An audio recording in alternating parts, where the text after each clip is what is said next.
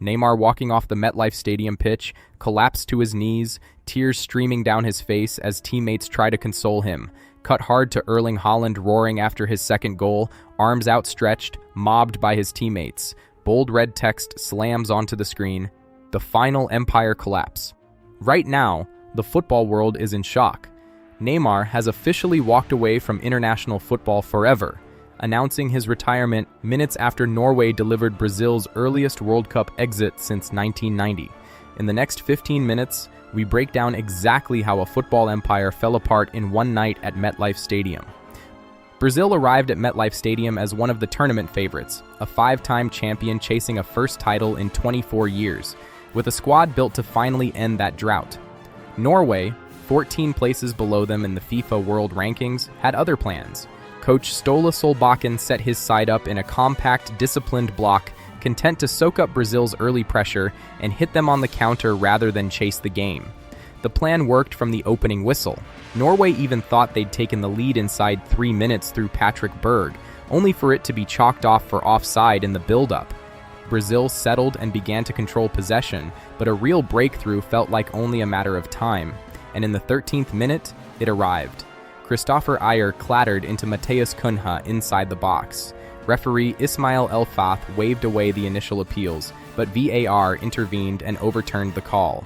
Penalty, Brazil. It should have been the moment Brazil took control of the game and the tournament. Instead, it became the moment everything started to unravel. Here's where it gets strange. Vinicius Jr., Brazil's designated top scorer and the obvious choice from the spot, stood aside. Instead, midfielder Bruno Guimarães grabbed the ball, a player with just 3 career penalty conversions to his name. After a stuttering run-up, his low effort was read easily by Norway's goalkeeper, Ørjan Nyland, who dove to his left and pushed it away. The save did more than keep the score level. It ended a Brazilian penalty streak at the World Cup stretching back nearly 40 years, the last miss belonging to Zico against France all the way back in 1986. Guimarães became just the 4th player in the Seleção's history to fail from the spot at a World Cup. And Nyland wasn't finished. Minutes later, he denied Vinicius Jr. with another sharp stop, clawed away a fierce strike from Ørjan, and then produced a genuinely stunning fingertip save to stop Christopher Ayer from turning a goal-bound cross into his own net. Brazil dominated the ball for long stretches of the half, but the man between Norway's posts refused to be beaten again and again. Down the stretch, Brazil kept knocking. Substitute Endrick on for Matheus Cunha sped clean through on goal after a defense-splitting Vinicius pass, only to take a heavy touch and drag his shot wide with Nyland beaten. It would haunt Brazil within minutes. Neymar himself came off the bench in the 67th minute to a deafening roar from a stadium packed with Brazilian support, brought on to try and unlock a Norwegian defense that had held firm all night. It wasn't enough. In the 79th minute, Erling Haaland rose above his Arsenal rival Gabriel and powered a header past Alisson from Andreas Schjelderup's whipped-in cross. Norway led for the first time. 11 minutes later, in the 90th, Haaland struck again, a low, driven finish from the edge of the box that found the bottom corner and put the game beyond doubt. 2 goals in 11 minutes from the tournament's joint top scorer, level with Lionel Messi on 7 for the summer. Brazil's night and their tournament was effectively over before the final whistle even sounded. The numbers told their own story of a game Brazil dominated everywhere except the scoreboard, close to 60% possession, 5 shots on target compared to Norway's fewer, and the vast majority of the match played in Norway's half. None of it mattered. Ståle Solbakken had built his side specifically to absorb exactly this kind of pressure, and Nyland turned in arguably the single best goalkeeping performance of the entire tournament to make sure the game plan held. Brazil earned a second penalty deep into stoppage time, awarded after further chaos in Norway's box as the Seleção threw everything forward in search of an equalizer. This time Neymar took it himself. No hesitation, no deferring to a teammate. He buried it after a tense, heated exchange with Nyland that followed an off-the-ball incident with Casemiro moments earlier. It was his only goal of the tournament, and it would be the very last of his international career. The final whistle blew moments later. Neymar sank to the turf in tears, consoled by Rafinha and Vinicius Jr. as the weight of the moment hit him all at once. Speaking to Brazilian broadcaster Globo just minutes after the loss, he didn't hold back. I tried, now it's over. I started here, I finished here.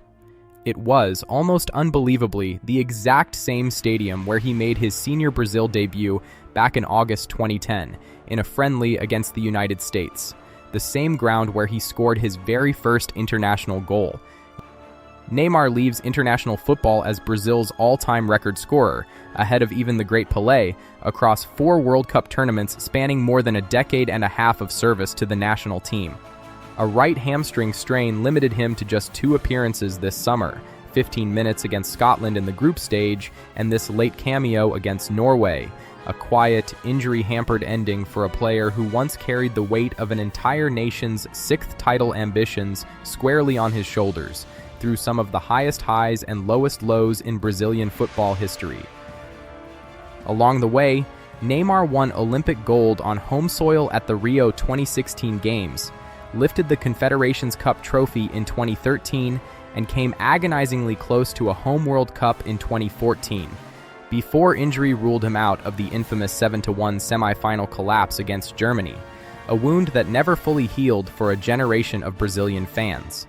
This 2-1 exit to Norway now stands as Brazil's earliest World Cup departure since 1990, and the 6th straight tournament in which they've been eliminated by European opposition, a pattern that has quietly followed this golden generation of Brazilian talent for over 2 decades now, no matter how much individual brilliance has passed through the squad. Head coach Carlo Ancelotti, brought in specifically to end that 24-year title drought and finally deliver a 6th star for Brazil, faced reporters afterward with a measured, almost weary honesty that said more than any tactical breakdown could. "It is a very disappointing result, and all of us are really saddened," he said. "But this was a great group, and I have to thank my players. They worked really hard. I don't think we deserved to lose, but we have to accept it. That is football for you. That is sports." It was the response of a manager who knew the numbers were on his team's side, and that it hadn't mattered in the end. While Brazil quietly processes the end of an era, Norway is celebrating the first World Cup quarterfinal appearance in the country's entire history, powered by a rampant Erling Haaland, who now sits level with Lionel Messi atop the tournament's scoring charts with 7 goals apiece. Norway will face the winner of Mexico versus England in Miami on July 11th, a genuinely historic moment for a nation that entered this tournament 14 places below Brazil in the FIFA World Rankings, and one nobody outside Norway saw coming this deep into the summer. For Brazil, though, the question now shifts entirely to the future, and it's not a comfortable one.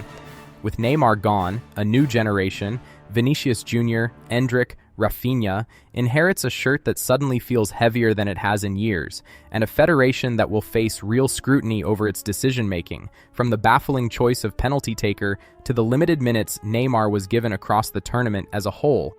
Ancelotti, for his part, stayed measured in defeat, choosing to look ahead rather than dwell on what just happened. What I say is that we continue to do our jobs and look for new ideas. It's the same thing we did this year.